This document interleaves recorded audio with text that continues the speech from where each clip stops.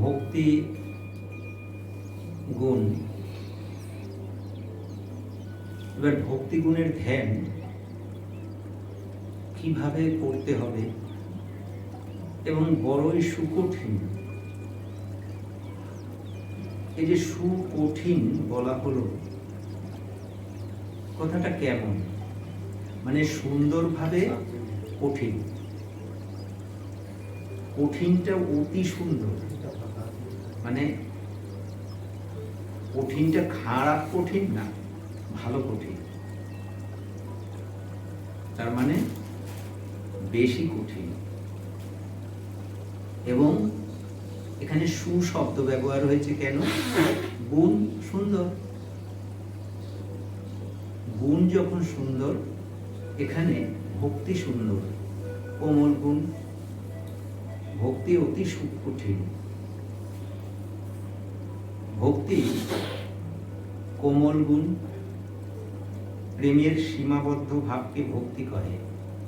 এই যে যে কথাগুলো বলছি, সেই কথাগুলো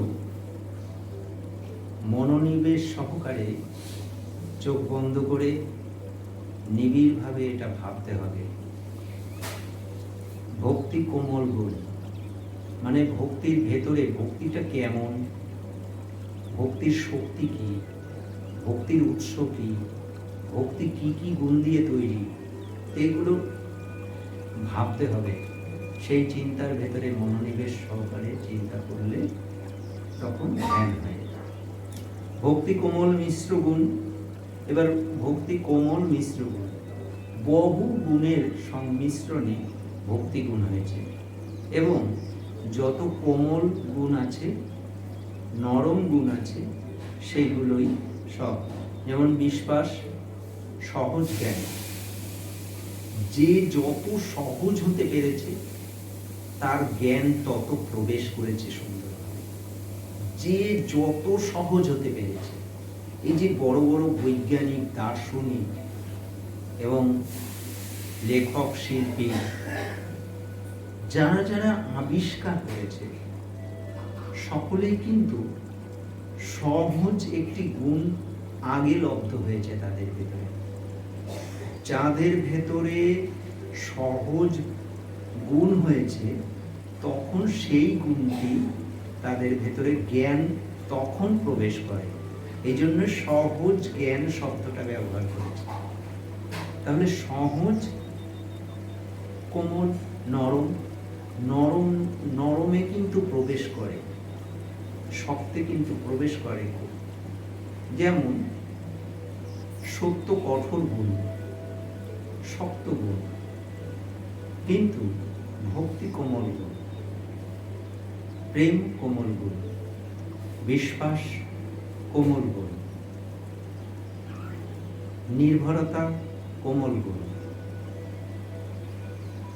তাহলে এই গুণগুলোর সংমিশ্রণে ভক্তি, যেমন শ্রদ্ধা গুণ, সবই হচ্ছে কোমল গুণ। তাহলে এই ভক্তি, এতগুলো কথা বলছি, এগুলো কিন্তু সব হচ্ছে একদম স্মরণ তৈরি, ভেতরে মনে করতে হবে। এই ভক্তির যে ভাব, ভক্তির শক্তি, ভক্তির উৎস, ভক্তির মিশ্র কতগুলো গুণে ভক্তি গুণ আছে, কোমল গুণগুলো বেছে নিতে হবে। এইভাবে চিন্তা করতে হবে। চিন্তা করার, যে যত সুন্দরভাবে চিন্তা করতে হবে, খালি যে চিন্তা করতে হবে তা তো নয়। সাধকের মূল বিষয় হচ্ছে ওই ভক্তি গুণের যে যে কোমল গুণ দিয়ে ভক্তি গুণ সৃষ্টি হয়েছে, সেই কোমল গুণগুলো তার ভিতরে প্রত্যক্ষ করা যাবে, তার ভিতরে দেখা যাবে। যেই দিন দেখা যাবে যে এ খুব সহজ, যে যত বেশি সহজ হয়েছে, সে তত বেশি গুণে একত্ব লাভ করেছে। তাহলে সহজ গুণ যদি না হয়, তাহলে ভক্তি হবে না। আর ভক্তিতে সাধকের মুক্তি। ভক্তি যত বেশি ভক্তি করতে পেরেছে, তার মানে সে তত বেশি একত্ব পেয়েছে। প্রেমের সীমাবদ্ধ ভাব, তার মানে প্রেম তো অসীম, কিন্তু ভক্তি ওই প্রেমের একটু সীমা যেখানে আছে, যেমন সীমাগুলো কেমন, এই সীমাগুলো বলা হচ্ছে যে প্রেমের সীমাবদ্ধ ভাবকে ভক্তি বলে। এবার সীমাটা কেমন, যে গুণ দ্বারা উপকারী বা আপন অপেক্ষা উন্নত, এখানে কিন্তু বাধা হচ্ছে প্রতিটা আমি কাকে কেমন ভাবে ভক্তি করব। ভক্তির ভেতরে ভালোবাসা আছে, সেই ভালোবাসার একটা সীমা আছে। যেমন গুরুর প্রতি আমি প্রথম যখন মানে একটি শিক্ষক যখন সে এমএ পাস করেছে, আমাকে ছোটবেলা থেকে পড়াচ্ছে, 5-এ পড়াচ্ছে।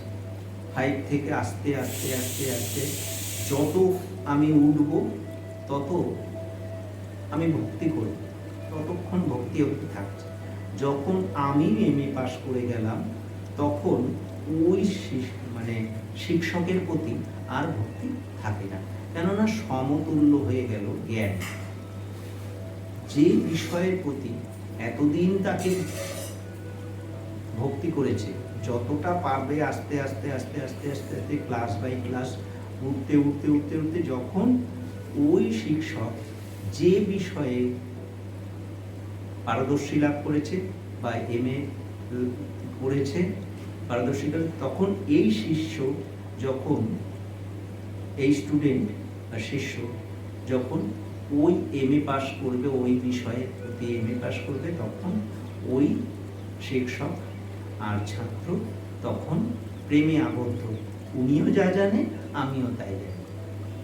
বিষয় তখন এই যে সীমা, এই যে সীমা। আর এখানে বলছে প্রেমের সীমাবদ্ধ ভাবকে ভক্তি করে। তার মানে যে আমাকে উপকার করছে, ওই শিক্ষক আমাকে উপকার করছে, উপকারটা যখন একটা জায়গায় গিয়ে উপকার শেষ হবে তার, ও আর উপকার করতে পারবে না। কেননা সে এমএ পাস করেছে, ইংরেজিতে কোনো একটা সাবজেক্ট নিয়ে, ইংরেজির ভিতরে কোনো একটা সাবজেক্ট নিয়ে সে এমএ পাস করেছে।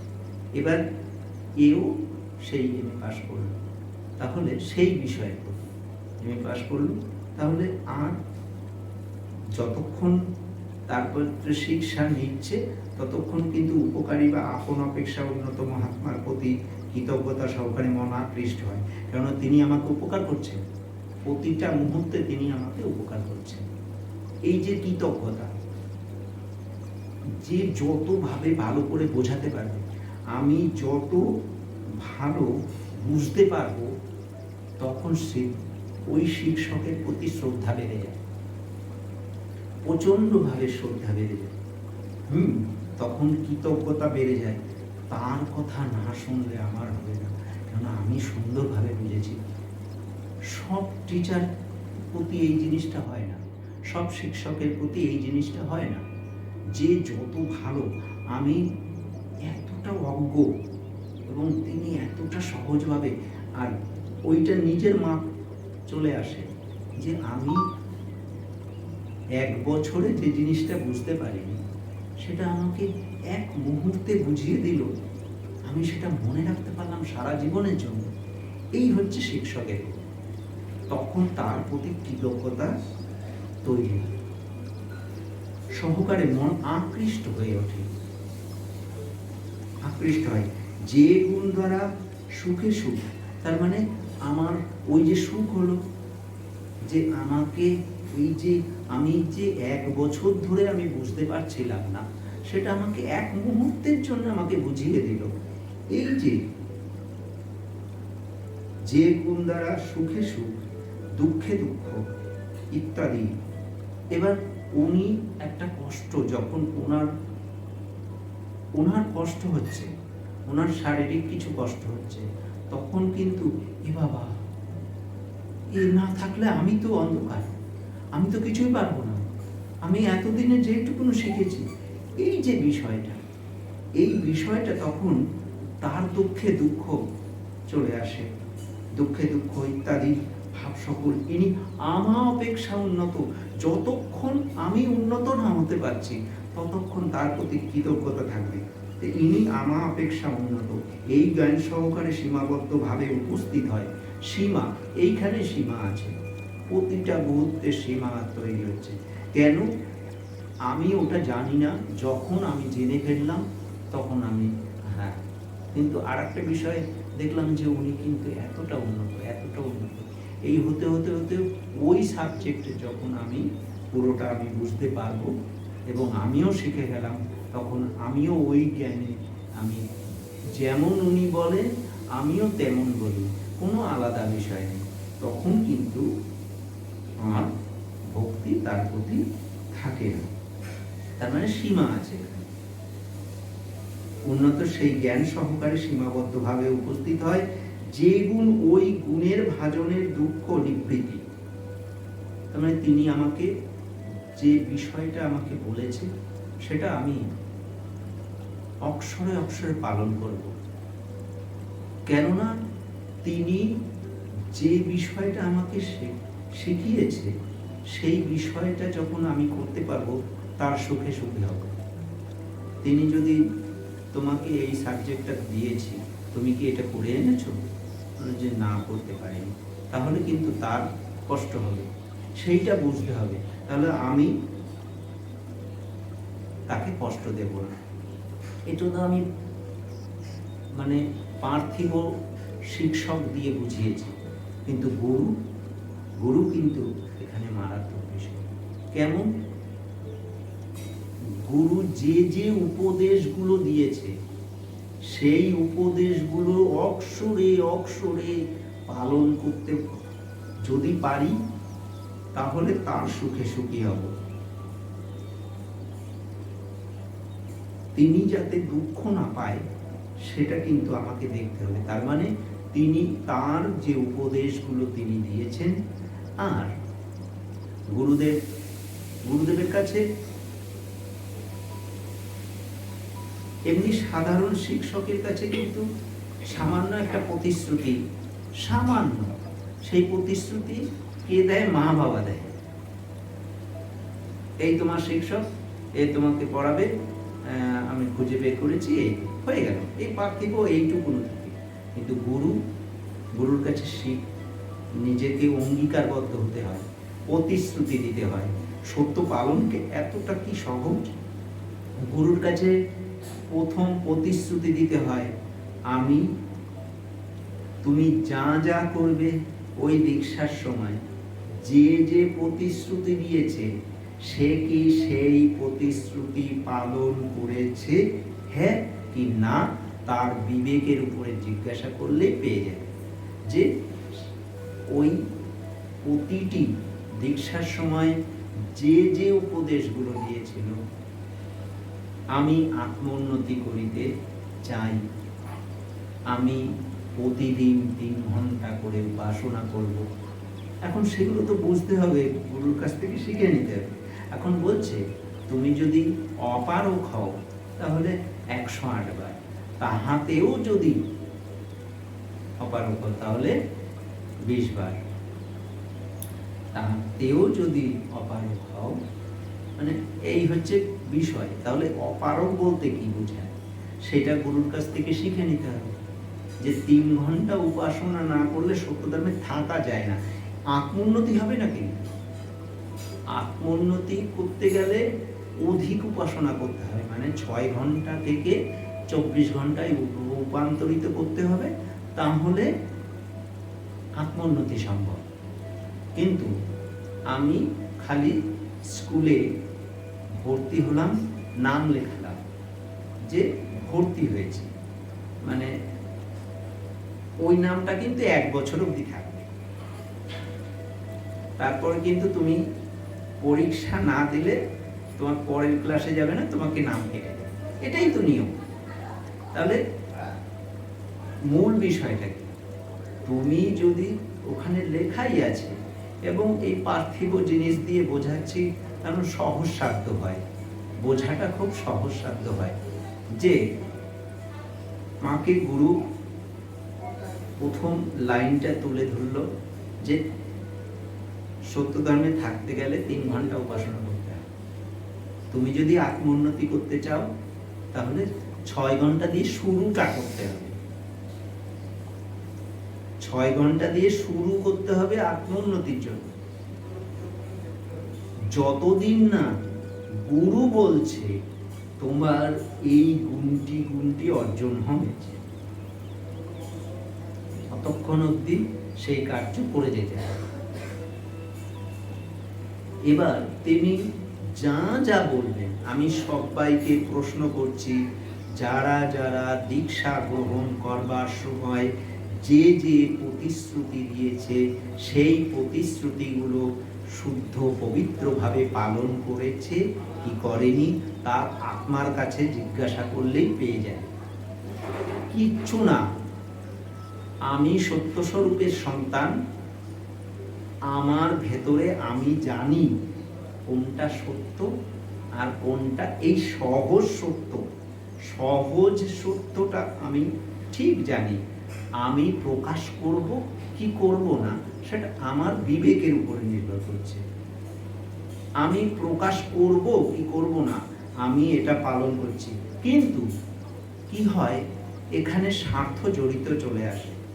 কেননা পরিশ্রম করে কেউ কোনো কিছু লব্ধ করার দিকে যায় না। পরিশ্রম করতে হবে, সহজে যদি পাওয়া যায় কেন পরিশ্রম করতে যাব?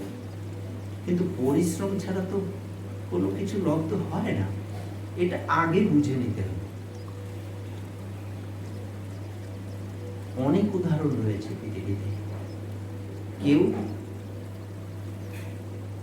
শর্টকাটে কোনো জিনিস উন্নতি সম্ভব না, তার কিন্তু শেষ সবকিছু উন্নতি সম্ভব না। এখানে গুরুদেব যে যে বাক্যগুলো বলেছে আমি সবাইকে আবার বলছি, গুরুদেব যে যে উপদেশগুলো দিয়েছে দীক্ষার সময় যারা নাম পেয়েছে তাদের কথা বলছি না, যারা দীক্ষা পেয়েছে তার মানে মহাত্মা নিবারণের কাছে প্রায় 5000 দীক্ষা লাভ করেছিল। মহাত্মা নিবারণের কথা কেউ শোনেনি বলে তার খেতে ভালো ফসল হয়নি। ফসল আর ভালো ফসল মানে কি? আর ফসল হয়েছে কিন্তু একটাও তার ফল হয়নি। গাছ হয়েছে, তার ফলন কিচ্ছু নেই। এই ফলনটা কি? ফলন হচ্ছে উন্নতি, সিদ্ধি হচ্ছে ফল। সেই সিদ্ধি প্রাপ্ত হয়নি, তার মানে সমদর্শন সাধনা হচ্ছে প্রথম সিদ্ধি। প্রথম সিদ্ধি হচ্ছে সমদর্শন সাধনা। সমদর্শন সাধনায় সিদ্ধি লাভ করতে পারেনি মহাত্মা নিবারণের কাছে একজন। আবার বলছি, মহাত্মা গুরুনাথের কাছে সবাই একটু জীবনী বই ঘেটে দেখুক, পেয়ে যাবে। চিঠিগুলো, গুরুদেবের লেখা চিঠিগুলো দেখে নেবে। সেখানে কিন্তু মহাত্মা গুরুনাথ কাছে দীক্ষিত এক ব্যক্তি, তিনিও মহাত্মা সুরেন্দ্রনাথ। এই মহাত্মা সুরেন্দ্রনাথ সমদর্শনে সিদ্ধি লাভ করেন। আচ্ছা, সমদর্শনে সিদ্ধি লাভ করবার পরেও আত্মোন্নতি তেমন কিছু করে না। মানে ওই সমদর্শনের ওইখানে চিঠিতে ভিতরে সবাই একটু দেখে নেবে যে তার স্ত্রী এবং সে কি কি গুণে সিদ্ধিগুলো পেয়েছে। কৃতি সিদ্ধি, বাক সিদ্ধি, এই সিদ্ধিগুলো হয়ে গেছে সমদর্শন সাধনার করতে করতে। না। পরে সাধনাগুলো করেন কি?